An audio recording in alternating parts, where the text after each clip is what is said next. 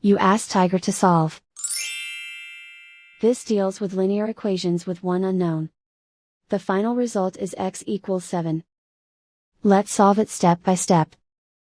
Group all constants on the right side of the equation. Subtract 16 from both sides. Simplify the arithmetic.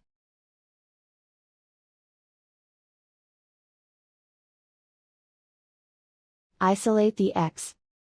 Divide both sides by 12.